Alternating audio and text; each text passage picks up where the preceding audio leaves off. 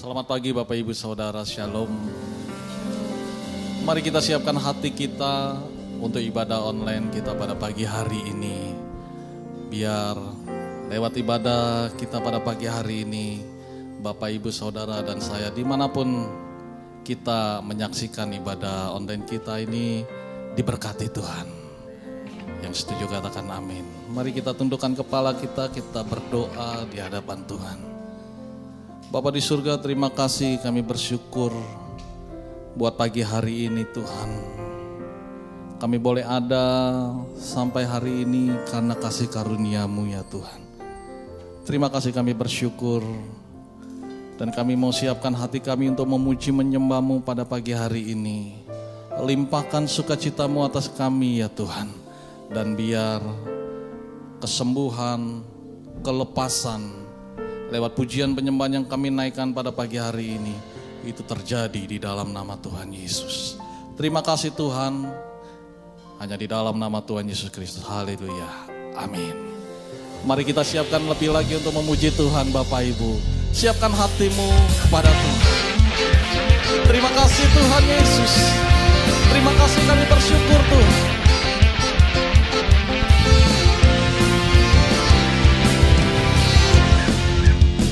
Sama-sama katakan, bersorak-sorai, muliakan namanya.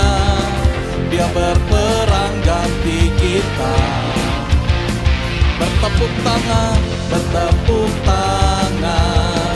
muliakan namanya. Dia selamatkan jiwa kita. Satu-satunya penebus, kalahkan maut, bangkit dan hidup. Tuhan yang memberi kemenangan bersama kita, di dalam kita. Masuk dalam kemuliaannya, Dia perlindungan dan pengharapan.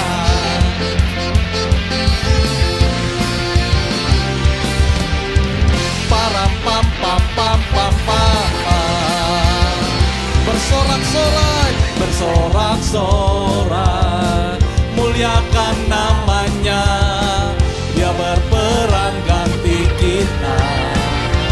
Bertepuk tangan, muliakan namanya. Dia selamatkan jiwa kita.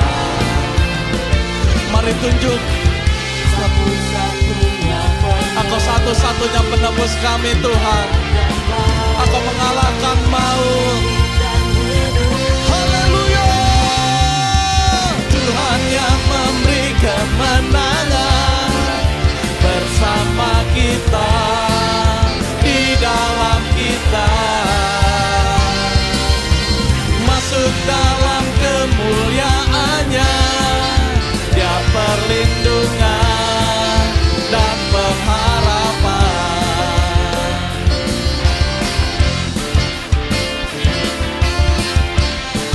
Terima kasih Tuhan Yesus. Terima kasih Tuhan. Param pam pam pam pam pam. Param pam pam pam pam pam. Param pam pam pam pam pam. Param pam pam pam pam pam. Param pam pam pam pam pam pam. Yeah, Tuhan yang memberi, Engkau memberi kemenangan Tuhan bersamamu.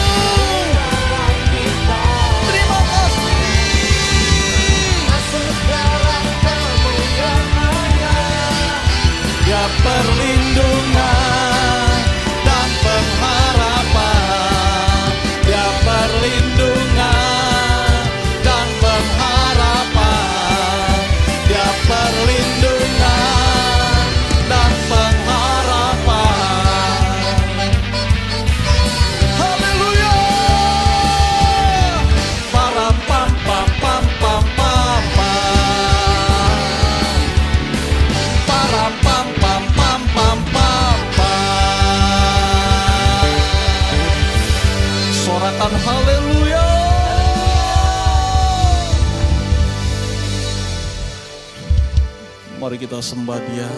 Syaralalala bayaralala bayaralala maya syantakaya. Kurialala maya syantakaya ralala maya. Mari kita nyembah Dia, sembah Dia, masuk lebih dalam lagi, masuk dalam hadirat-Nya. Kurialala bayaralala bayaralala bayar. Kurialala bayaralala bayaralala bayar. Lebih lagi naikkan syukur kita di hadapan Tuhan. Naikkan syukurmu.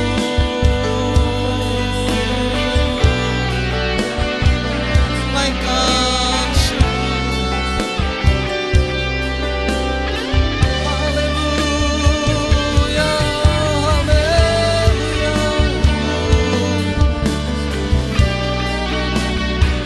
Sungguh kami bersyukur Tuhan. Terima kasih buat kasih setiamu, buat rahmatmu, buat anugerahmu, Yesus. Kami bersyukur kepadamu.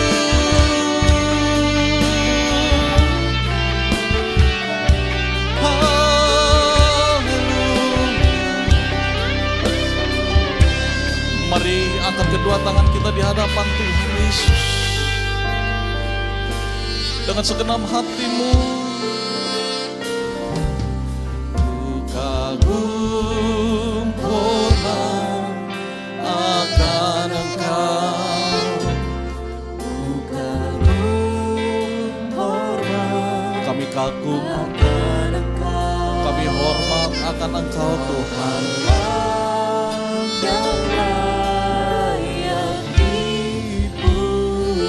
Engkau layak kami puji. Kami kagum kepadamu. Kagum hormat akan Engkau. Kagum hormat akan Engkau. Kau Allah yang layak dipuji. Ku kagum akan Engkau.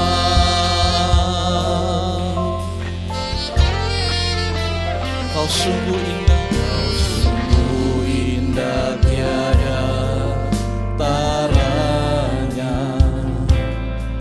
Sungguh menakjubkan. Sungguh ajaib untuk dimengerti.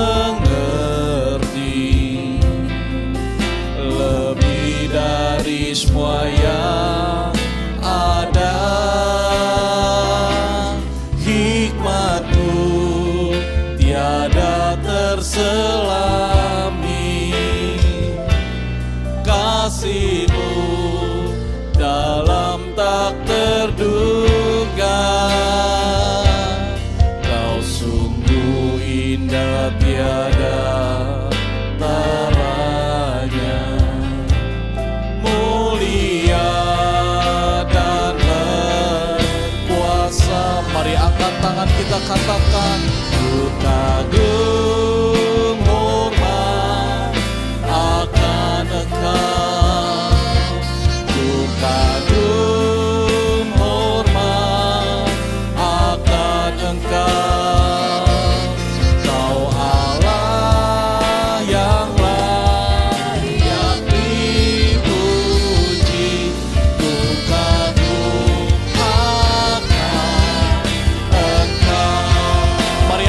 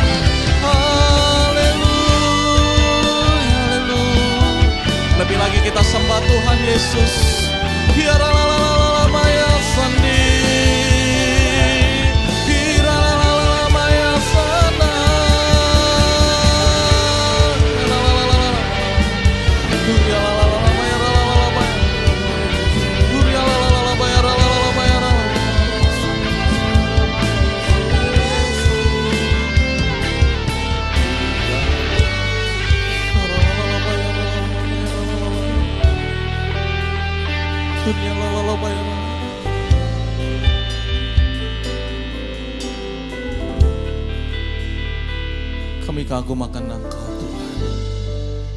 Sungguh kami kagum akan Engkau ya Tuhan. Terima kasih Tuhan, terima kasih. Kami bersyukur ya Tuhan. Di dalam nama Yesus Kristus. Haleluya. Mazmur 91. Orang yang duduk di dalam lindungan yang maha tinggi dan bermalam dalam naungan yang maha kuasa akan berkata kepada Tuhan, tempat perlindunganku dan kubu pertahananku, Allahku yang kupercayai. Sungguh dialah yang akan melepaskan engkau dari jerat penangkap burung, dari penyakit sampar yang busuk. Dengan kepaknya ia akan melindungi engkau, di bawah sayapnya engkau akan berlindung. Kesetiaannya ialah perisai dan pagar tembok. Engkau tak usah takut terhadap kedahsyatan malam, terhadap panah yang terbang di waktu siang, terhadap penyakit sampar yang berjalan di dalam gelap, terhadap penyakit menular yang mengamuk di waktu petang. Walau 1.000 orang rebah di sisimu dan 10.000 di sebelah kananmu, tetapi itu tidak akan menimpamu. Engkau hanya menontonnya dengan matamu sendiri dan melihat pembalasan terhadap orang-orang fasik. Sebab Tuhan ialah tempat perlindunganmu, yang maha tinggi telah kau buat tempat perteduhanmu. Malapetaka tidak akan menimpa kamu, dan tulah tidak akan mendekat kepada kemahmu. Sebab malaikat-malaikatnya akan diperintahkannya kepadamu untuk menjaga engkau di segala jalanmu. Mereka akan menatang engkau di atas tangannya, supaya kakimu jangan terantuk kepada batu. Singa dan ular tedung akan kau langkahi. Engkau akan menginjak anak singa dan ular naga. Sungguh hatinya melekat kepadaku, maka aku akan meluputkannya. Aku akan membentenginya sebab ia mengenal namaku. Bila ia berseru kepadaku, aku akan menjawab. Aku akan menyertai dia di dalam kesesakan. Aku akan meluputkannya dan memuliakannya. Dengan panjang umur akan kukenyangkan dia, dan akan kuperlihatkan kepadanya keselamatan daripadaku. Amin. Shalom saudara. Salah satu arti dari Pentakosta ketiga adalah kebangkitan generasi Yeremia, yaitu anak-anak muda yang dipenuhi Roh Kudus, cinta mati-matian kepada Tuhan Yesus, tidak kompromi terhadap dosa, dan akan bergerak untuk memenangkan jiwa. Nah saudara, kebangkitan generasi Yeremia tidak hanya ditunggu secara pasif, tetapi harus dikerjakan secara aktif di komunitas lokal kita masing-masing. Ketimbang menunggu untuk sebuah ledakan besar, cara kerja kerajaan Allah itu dimulai dari benih yang kecil dan pelan-pelan akan bertumbuh. Tuhan Yesus memberikan kita sebuah perumpamaan dalam Matius 13 ayat 24-25 yang berkata, hal kerajaan sorga itu seumpama orang yang menaburkan benih yang baik di ladangnya. Tetapi pada waktu semua orang tidur, datanglah musuhnya menaburkan benih lalang di antara gandum itu, lalu pergi. Dari ayat ini, kita melihat cara kerja kerajaan Allah dan cara kerja iblis. Tuhan menabur benih yang baik dan itu akan bertumbuh. Tetapi iblis juga tidak tinggal diam. Iblis bekerja dengan menaburkan benih yang jahat yang diilustrasikan oleh lalang sebagai kontra dari benih yang baik yang diilustrasikan oleh gandum. Dengan demikian, dapat kita katakan bahwa di era Pentakosta ketiga ini, ketika Tuhan menabur benih yang baik, yaitu kebangkitan generasi Yeremia, maka iblis akan juga menaburkan benih yang buruk untuk menghancurkan rencana Tuhan atas generasi ini. Berdasarkan lensa pemahaman Matius 13 ayat 24-25 terkait prinsip kerja si iblis, maka kita akan mengerti bahwa kalau hari-hari ini kita melihat iblis secara gencar menaburkan benih yang tidak baik kepada generasi muda, sehingga mengakibatkan anak-anak muda terjerumus dalam kehidupan yang berdosa atau yang sangat bertolak belakang dengan karakteristik generasi Yeremia, itu artinya iblis mengetahui bahwa Tuhan sedang mengerjakan sesuatu yang dahsyat. Tuhan sedang menabur benih yang baik, yakni kebangkitan generasi Yeremia. Sekarang, pertanyaannya bagi generasi Yeremia adalah, di manakah posisi kita sekarang? Apakah hidup kita lebih condong mengikuti arus dunia atau Tuhan? Arus dunia bisa berbicara mengenai budaya, norma, tren, dan ideal-ideal yang duniawi. Tapi sebagai orang percaya, kita diingatkan untuk memikirkan perkara-perkara yang di atas dan bukan yang di bumi. Seperti yang sering disampaikan oleh gembala sidang kita, perkara yang di bumi berbicara tentang hidup yang duniawi, yang dinyatakan dalam rupa perintah, peraturan, dan ajaran yang tidak membawa seseorang kepada pengenalan akan Kristus. Perkara yang di bumi juga berbicara tentang segala sesuatu yang berada dalam pikiran, perkataan, dan perbuatan yang merupakan sifat manusia lama sehingga bertentangan dengan kehendak Allah.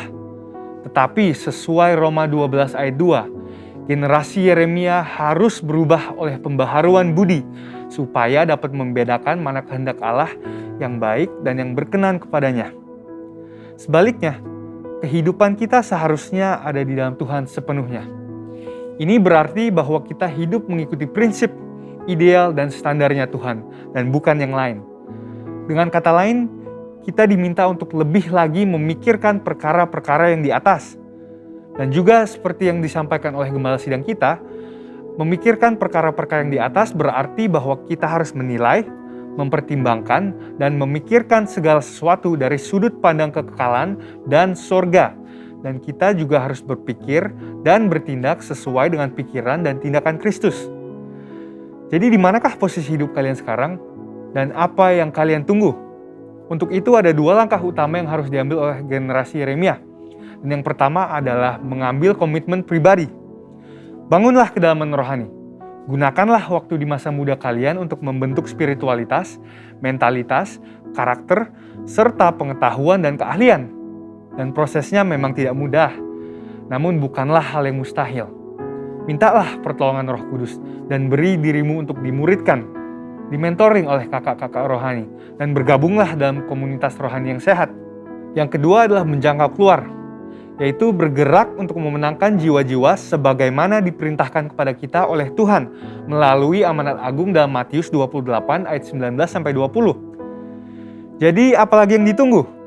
Jangan sampai yang ditunggu adalah kesiapan diri kita, sementara diri kita tidak melakukan apa-apa, tidak memiliki kerinduan untuk dipenuhi dengan Roh Kudus, tidak ada gairah untuk cinta mati-matian kepada Tuhan Yesus, dan belum rela untuk melepaskan kompromi dengan dosa yang tentunya menghasilkan kenikmatan bagi kedagingan. Hal ini dapat diumpamakan seperti kita berada di dalam mobil dan mengharapkan untuk tiba di tempat tujuan, tetapi tidak menghidupkan atau menjalankan mobil tersebut. Nubuatan telah disampaikan. Janji Tuhan tentang kebangkitan generasi Yeremia telah dinyatakan. Tetapi kitalah yang harus mengambil keputusan untuk bangkit dan untuk bergerak. Untuk itu, ini adalah saatnya untuk meresponi panggilan Tuhan dan untuk menggenapi rencananya atas generasi Yeremia dan atas umatnya. Saudara, untuk penjelasan lebih lengkapnya dari tim teologi kami, silahkan buka link yang ada di atas atau scan QR Code yang tersedia. Salam integritas dan Tuhan Yesus memberkati.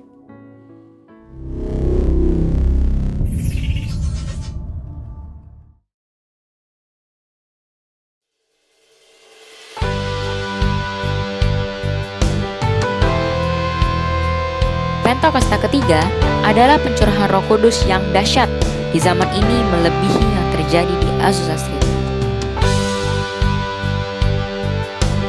Pentakosta ketiga akan mengakibatkan penuaian jiwa yang terbesar dan yang terakhir sebelum Tuhan Yesus datang kembali. Pentakosta ketiga akan membangkitkan generasi Yeremia, yaitu anak-anak muda yang dipenuhi Roh Kudus, cinta mati-matian kepada Tuhan Yesus, tidak kompromi terhadap dosa, dan akan bergerak untuk memenangkan jiwa. Pentakosta ketiga lahir di Indonesia dan bergerak ke bangsa-bangsa. Gerakan ini dari timur ke barat dan akan kembali ke Yerusalem. Pentakosta ketiga akan memberikan kuasa untuk menyelesaikan amanat agung, dan setelah itu Tuhan Yesus datang kembali.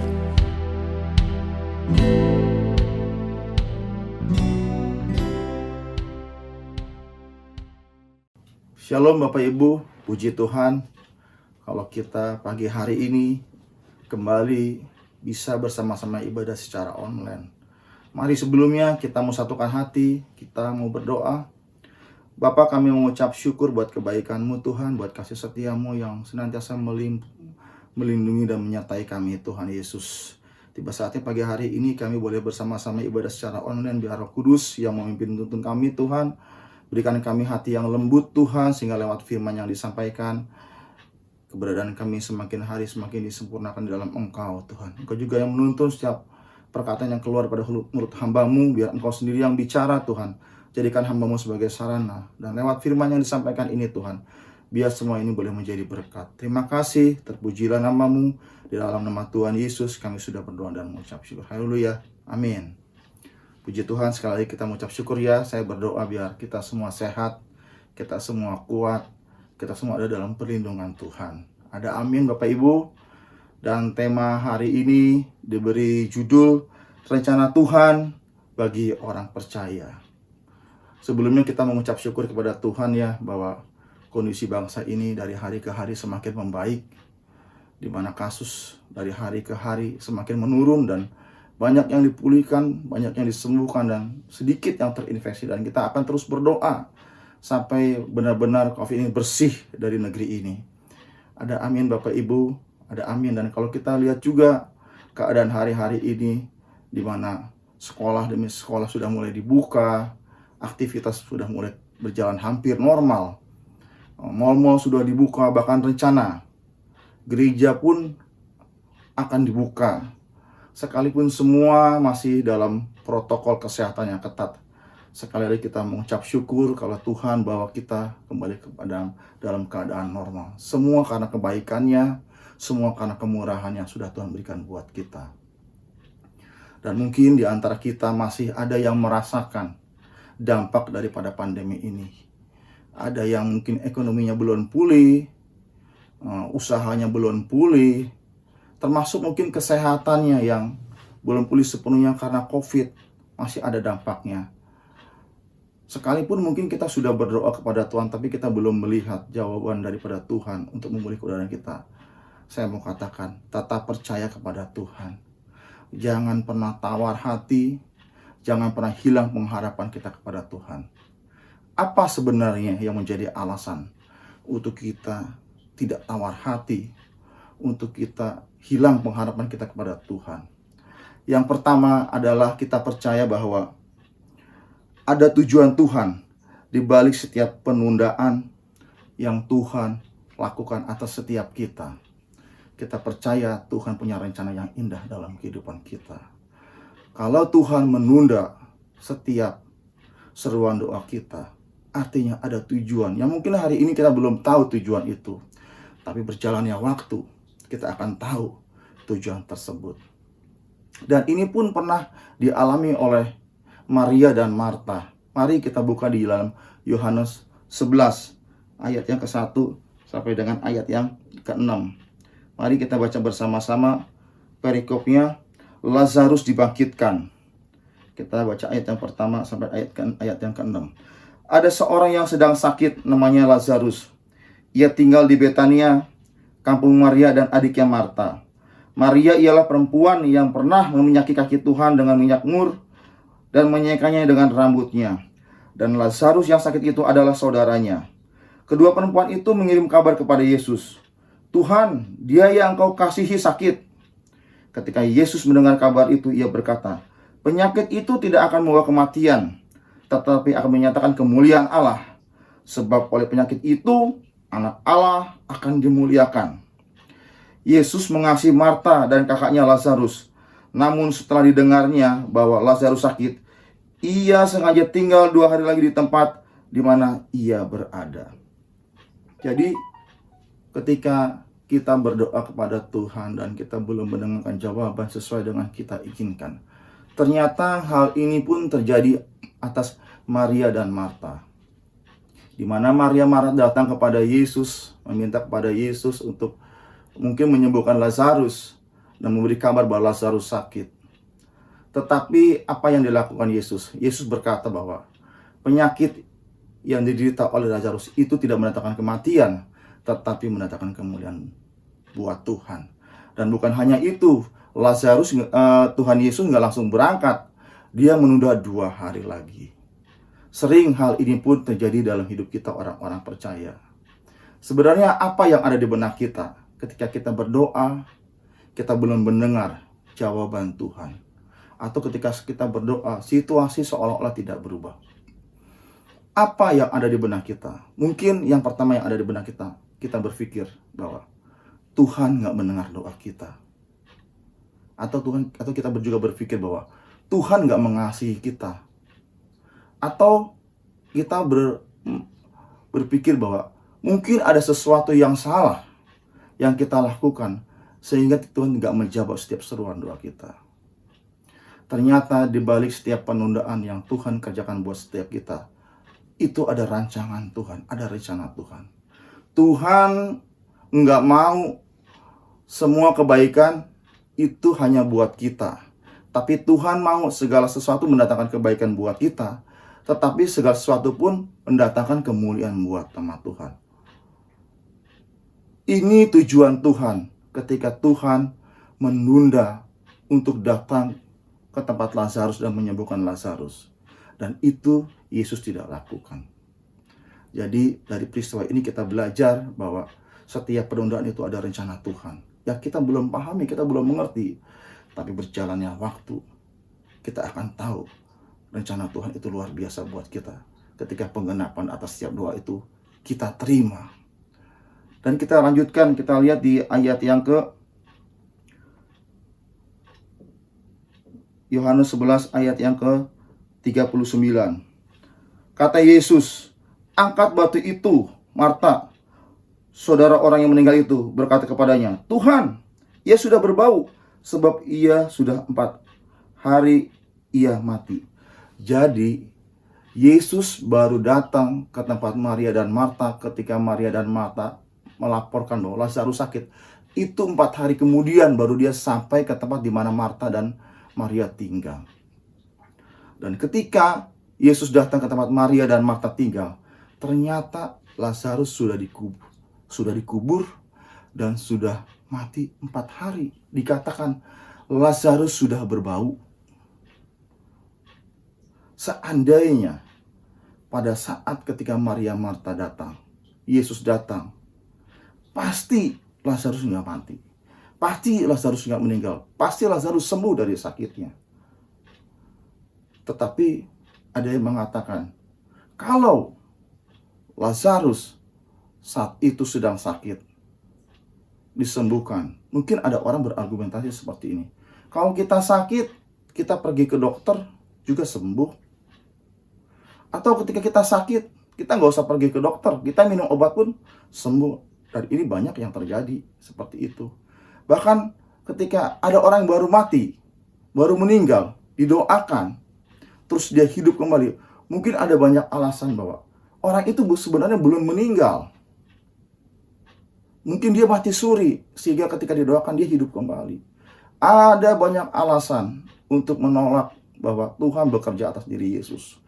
Tetapi ketika Lazarus sudah meninggal 4 hari, Lazarus sudah berbau, Lazarus sudah busuk, seharusnya tidak ada alasan lagi untuk orang nggak percaya kepada Yesus bahwa Yesus adalah yang diutus oleh Allah. Kalau orang yang udah busuk, artinya apa?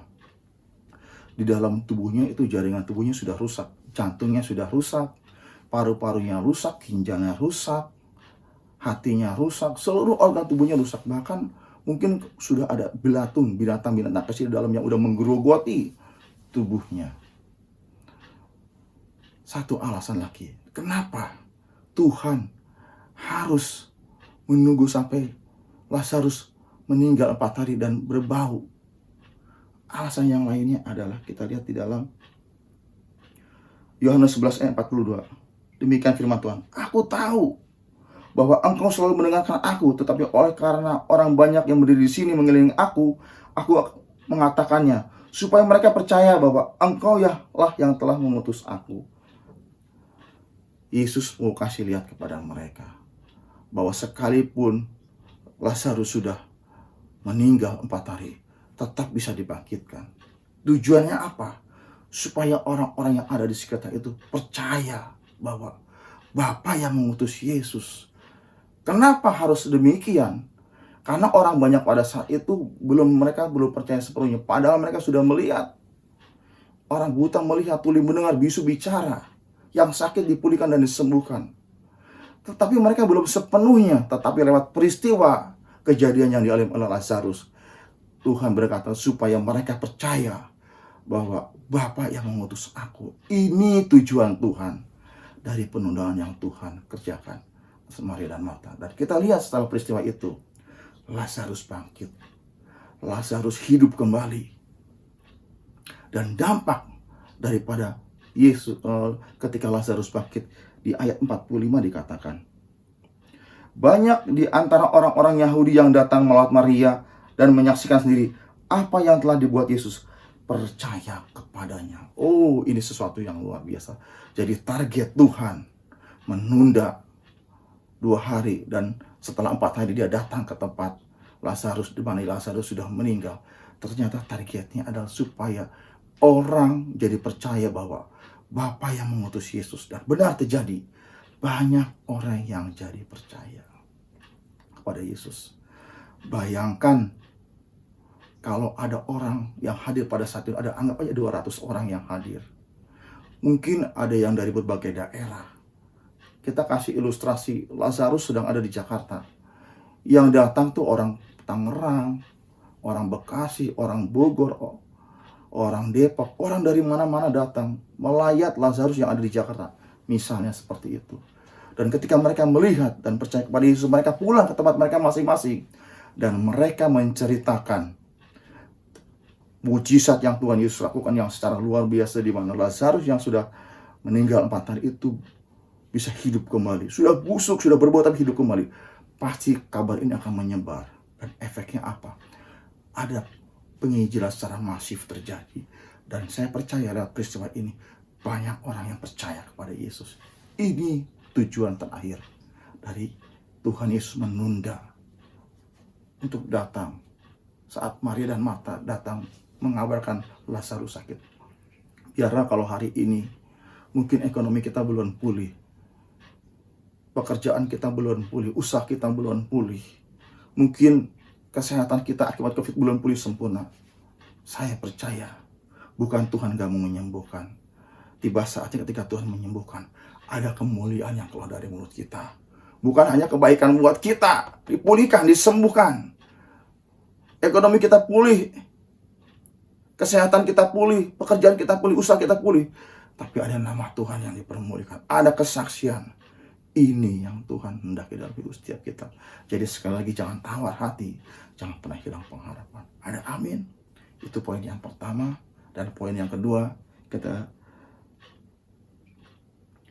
poin yang kedua adalah ada kemuliaan yang sudah Tuhan sediakan bagi kita orang percaya.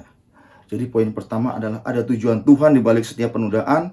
Dan poin kedua adalah ada kemuliaan yang sudah Tuhan sediakan bagi kita orang percaya. Kita lihat ayatnya di dalam Roma 8 ayat 18.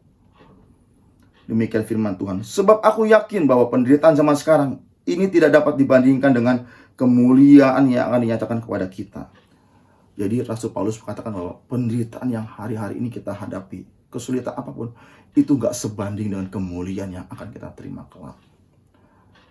Orang menderita, orang mengalami kesulitan, itu ada waktunya. Dan suatu saat kita kembali ke tahta Tuhan, kembali ke rumah Bapa di surga. Ada kemuliaan yang kita terima itu jauh dari penderitaan yang kita alami di muka bumi ini. Itu janji Tuhan buat kita. Tapi pertanyaannya seperti ini. Kita kan masih menjalani hidup di muka bumi ini. Kita kan belum pulang ke rumah Bapa kita di surga. Kita masih menjalani kehidupan. Saya mau katakan, janji Tuhan kemuliaan bukan hanya kita keterima nanti. Tapi ketika kita menjalani kehidupan ini, ada janji Tuhan yang menyertai kita. Ingat bahwa Allah kita adalah Allah Immanuel. Allah yang selalu menyertai kita. Allah kita adalah Allah yang maha hadir. Dimanapun kita ada, Dia pun ada di sana. Ketika kita ada kesulitan, ada permasalahan apapun itu, kita tinggal datang di hadapan pun, kita berdoa. Dia siap menjawab. Dia siap membimbing, mengarahkan kita.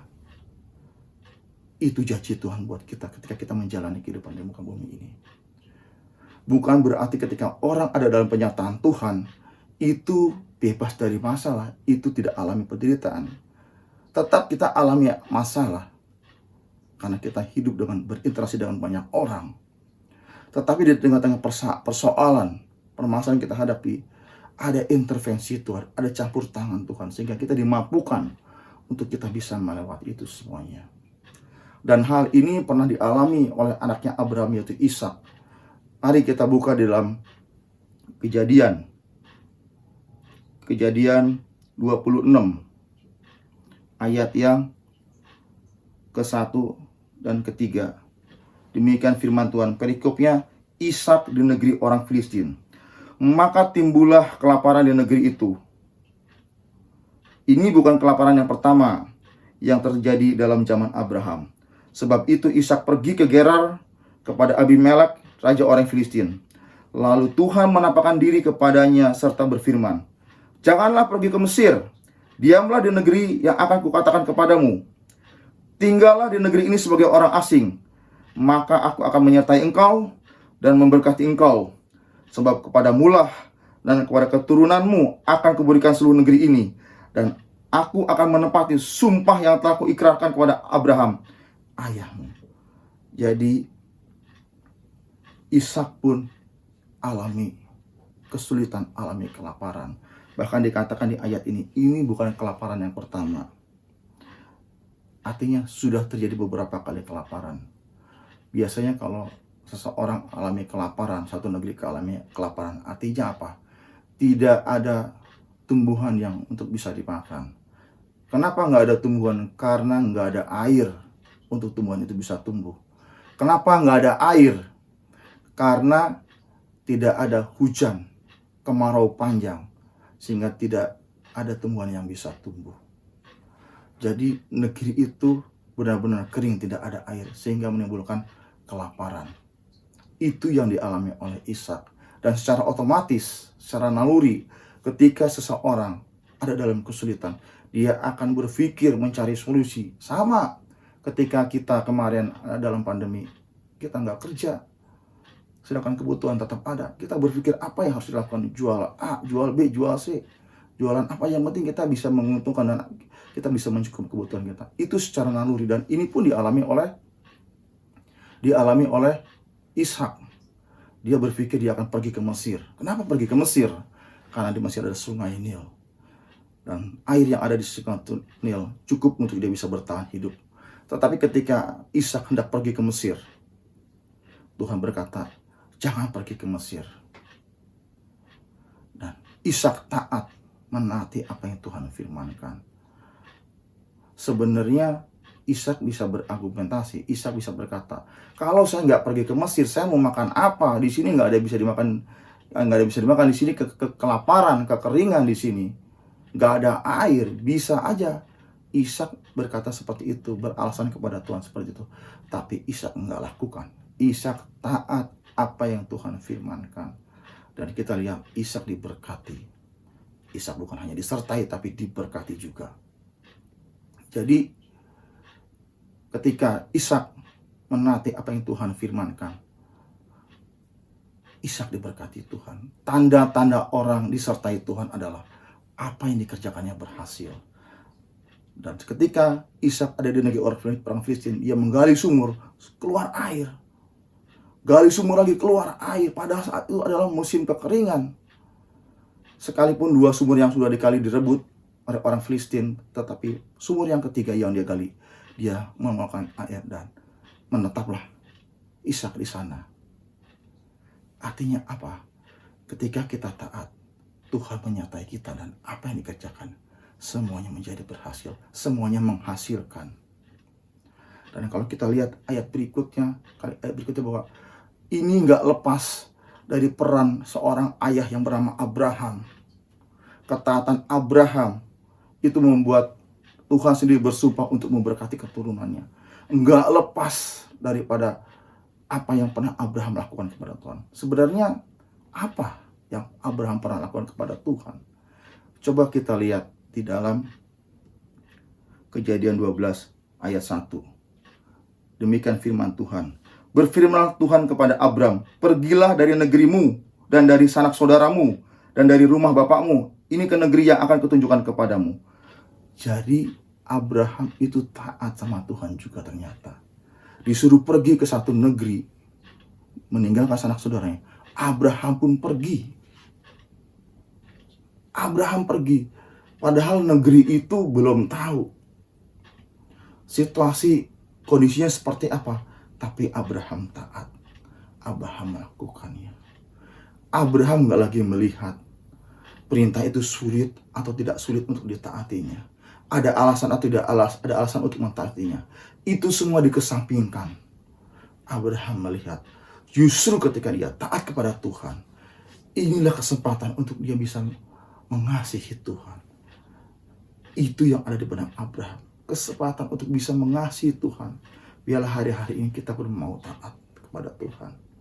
Karena ketika kita taat, inilah kita kesempatan untuk kita bisa mengasihi Tuhan. Menyatakan kasih kita kepada Tuhan. Ada amin. Ada amin. Biasanya ketika Tuhan perintahkan sesuatu itu sulit, kita akan berhitung untuk kita bisa taat. Sulit. Mungkin banyak alasan untuk kita menolak untuk taat karena sulit. Tapi kalau mudah mungkin gak masalah buat kita taat. Tapi tidak dengan demikian buat Abraham. Abraham gak melihat itu sulit atau gak sulit. Dia melihat bahwa ini kesempatan untuk dia bisa mengasihi Allah. Ternyata dasar untuk kita bisa taat kepada Allah adalah hati yang mengasihi Tuhan. Kita lihat ayatnya di dalam 1 Yohanes 5 ayat yang ketiga. Demikian firman Tuhan. Sebab inilah kasih kepada Allah, yaitu bahwa kita menuruti perintah-perintahnya. Perintah-perintahnya itu tidak berat. Jadi kasih kepada Allah yaitu dengan cara kita menuruti perintah-perintahnya. Tanpa kita mengasihi Tuhan, sulit untuk kita bisa menuruti apa yang Tuhan perintahkan. Sulit untuk kita berjalan di dalam ketaatan. Saat kita nggak mengasihi Tuhan, biarlah hari-hari ini kita mau terus mengasihi Tuhan. Semakin kita mengasihi Tuhan, semakin kita taat kepada Tuhan. Tapi semakin kita nggak mengasihi Tuhan, semakin sulit untuk kita berjalan di dalam ketaatan. Jadi tingkat kita mengasihi Tuhan itu menentukan ketaatan kita. Memang untuk taat bukan hal yang mudah. Tapi ingat, kita juga punya Roh Kudus yang ada dalam hati kita, yang akan memampukan kita. Mungkin kita belum 100%, tapi dari waktu ke waktu ketika kita mengasihi Tuhan, kita melibatkan Roh Kudus, maka intensitas ketaatan kita dalam Tuhan pun akan semakin bertambah. Semakin bertambah dan semakin bertambah. Ada amin. Makanya untuk itu, mari terus bangun hati mengasihi Tuhan. Bagaimana caranya? Ingat akan segala kebaikan Tuhan yang pernah kita alami. Dulu kita pernah alami kesulitan. Dulu kita pernah alami masalah. Masalah satu belum selesai, muncul masalah berikutnya. Masalah berikutnya datang lagi masalah berikutnya. Tapi berjalannya waktu, satu persatu Tuhan selesaikan. Ingat semua kebaikan Tuhan. Itu semua bukan karena kekuatan kita. Itu Tuhan yang memampukan kita untuk kita bisa melewatinya. Begitu kita ingat akan segala kebaikan, saya percaya kasih kepada kita yang mulai hilang itu akan kembali lagi berkobar-kobar, kembali lagi menyala-nyala dalam hati kita, memampukan kita untuk taat kepada Tuhan. Ingat pula bagaimana pengorbanan Yesus di kayu salib. Diludahi, dipukuli, diseret-seret, dikata-kata, sampai harus mati di kayu salib, berdarah-darah. Dipaku tangan kakinya, bukan paku biasa, paku yang sebesar jempol kaki kita, itu ditusukkan ke tangan dan kakinya. Sakitnya luar biasa. Apa tujuannya? Untuk mengampuni dosa kita. Itulah kasih Bapa kepada kita. Makanya setiap tahun kita memperingati Paskah, kita biasa ditayangkan film penyaliban Tuhan Yesus. Tujuannya apa? Supaya kita mengingat pengorbanan Tuhan Yesus. Dan kasih kita kepada Tuhan itu bertambah dan tidak hilang. Dengan kita mengasihi Tuhan, itu membuat kita jadi dimampukan untuk bisa menaati segala perintah-perintahnya dengan baik dan benar. Ayo pastikan hari-hari ini terus kita mau ingat-ingat kebaikan Tuhan. Sehingga segala apa yang Tuhan firmankan dalam hidup kita, entah sulit apa enggak sulit, kita mau belajar terus mengikuti dan mentaatinya. Semuanya kita minta tuntunan Roh Kudus. Dan ketika kita bertekad, saya percaya Roh Kudus akan memampukan kita. Ada intensitas ketatan dari waktu ke waktu semakin bertambah dalam hidup kita. Biar itu terjadi dalam hidup kita. Ada amin Bapak Ibu? Ada amin. Saya mau katakan bahwa ketika kita taat kepada Tuhan, bukan hanya kita disertai dan pelihara Tuhan, ada upah ketaatan yang akan kita terima juga ternyata. Apa upah ketaatannya?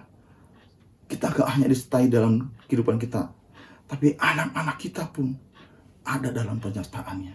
Kita buka di dalam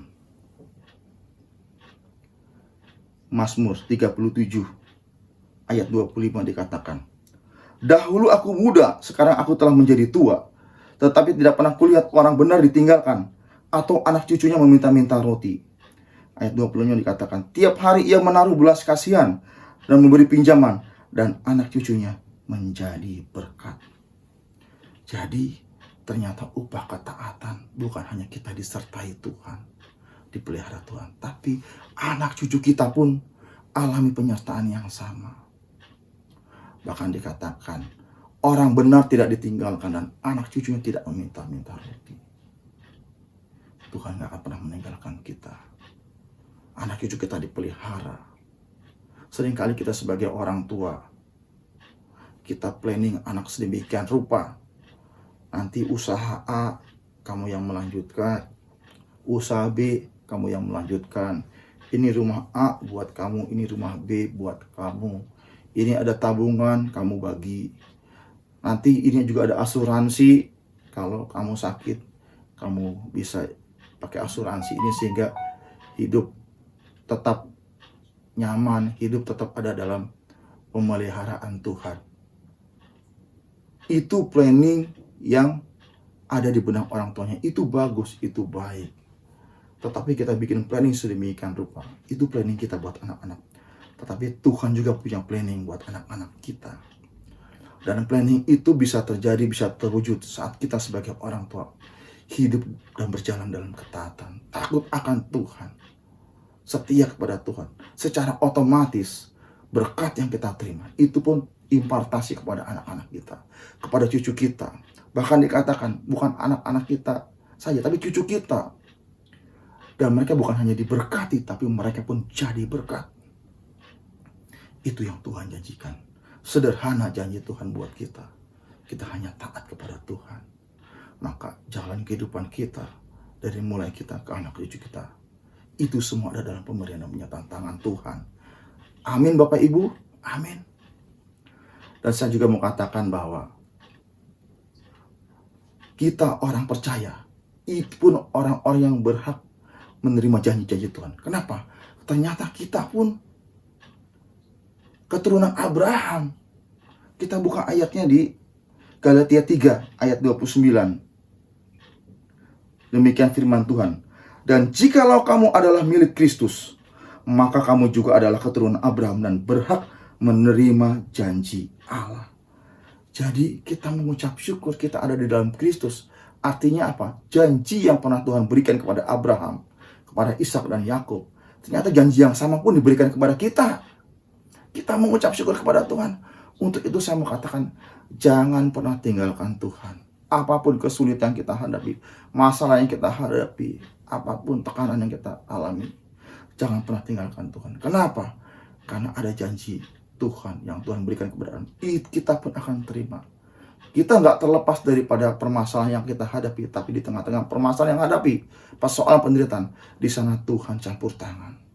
Di sana Tuhan mampukan kita untuk kita bisa melewati semuanya. Ada tangan kuasa yang nggak kelihatan memampukan kita menyelesaikan setiap pergumulan yang kita hadapi. Ini janji penyertaan Tuhan buat kita. Untuk itu saya mau katakan sekali lagi, ayo baca firman Tuhan. Ayo bangun keterhubungan dengan Tuhan. Ayo masuk komunitas orang-orang percaya. Supaya apa? Ada input-input yang positif, input-input yang benar yang kita terima.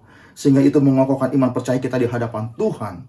Sehingga ketika ada pengertian-pengertian yang menyimpang, yang membuat kita jadi meragukan kebaikan Tuhan, itu terjadi dalam hidup kita. Tapi sebaliknya, akar rohani kita semakin kuat.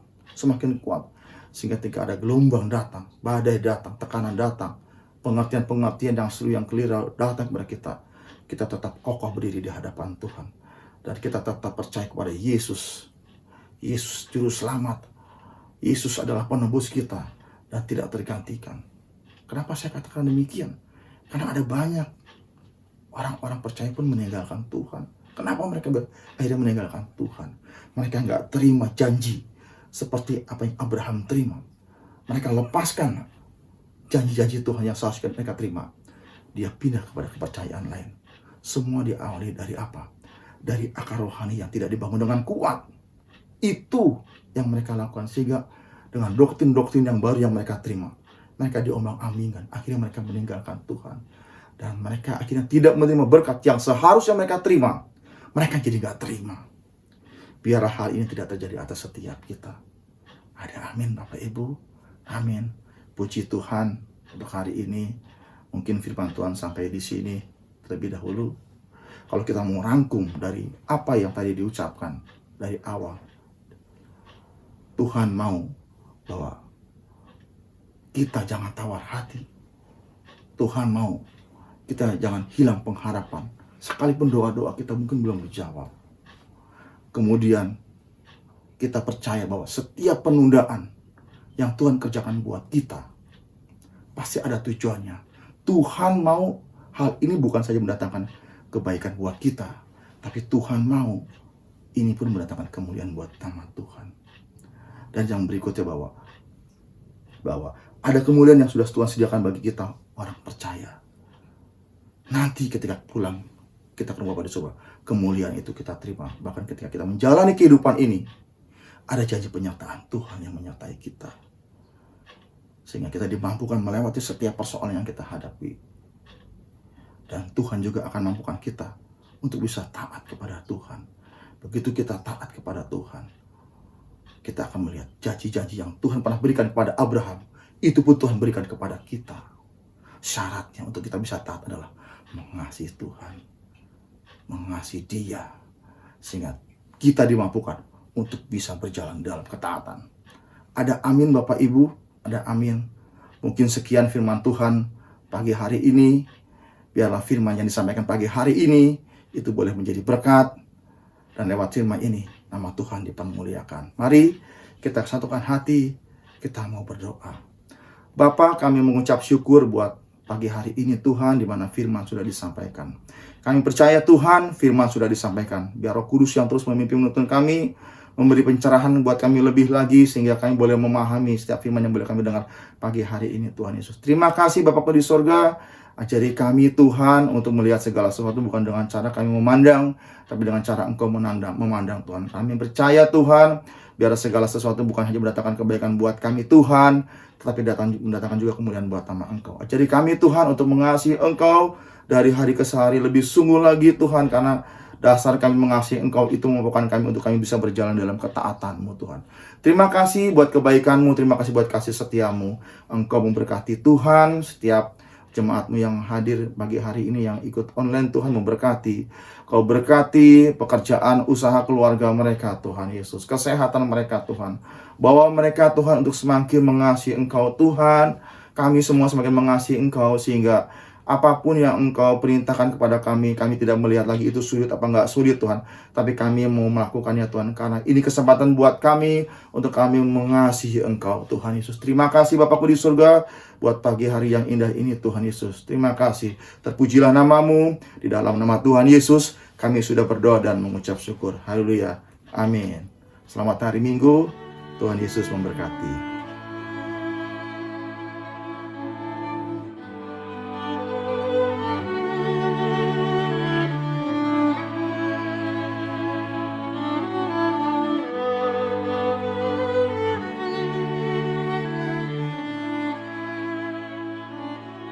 Mari kita bersatu di dalam doa. Allah Bapa di surga, kami mengucap syukur Tuhan buat firman pada pagi hari ini Tuhan, dan kami juga mau berdoa ya Tuhan untuk pengkhotbah ya Tuhan, untuk yang telah memberikan firman Tuhan. Kiranya Kau yang berkati kehidupannya, Kau yang berkati setiap apa yang dilakukannya Tuhan, supaya setiap yang dilakukannya adalah berhasil Tuhan, dan bisa memberikan dan men-sharingkan setiap firman-Mu dengan baik ya Tuhan. Kami juga berdoa Bapa untuk gembala sidang kami, Bapak Niko Tuhan.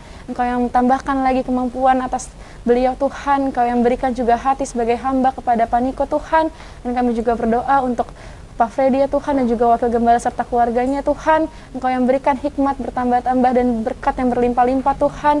Engkau yang berkati keluarga dan Engkau berkati Tuhan supaya setiap apa yang dilakukannya adalah berhasil Tuhan. Kiranya Engkau juga berikan kesehatan dan juga Engkau berikan kelimpahan ya Tuhan. Kami juga berdoa Bapa untuk jemaat yang telah hadir pada pagi hari ini Tuhan. Kiranya Engkau berkati supaya mereka bisa menerima setiap firman yang telah dibagikan Tuhan, dan juga bisa menjadikannya sebagai rema di dalam kehidupannya masing-masing ya Tuhan.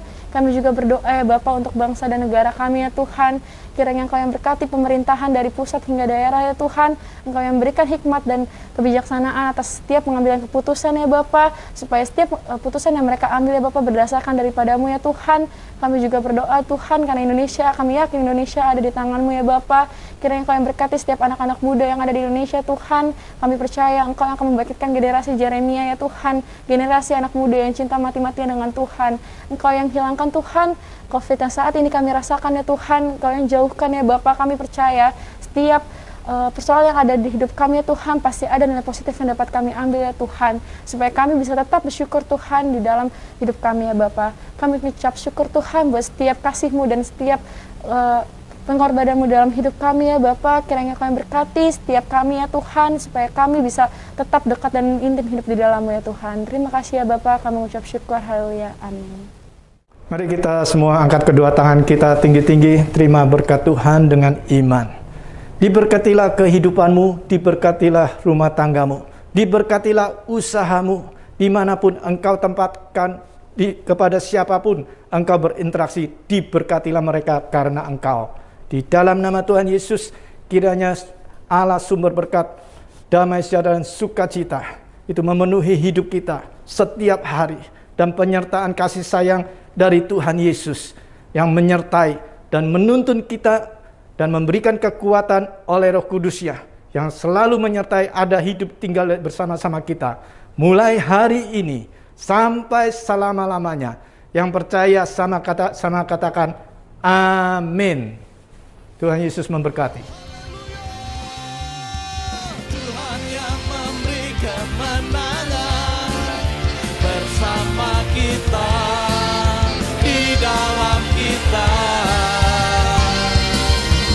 masuk dalam kemuliaan-Nya, Dia perlindungan dan pengharapan.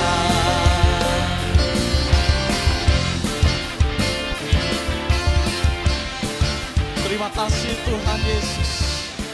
Terima kasih Tuhan. Param pam pam pam.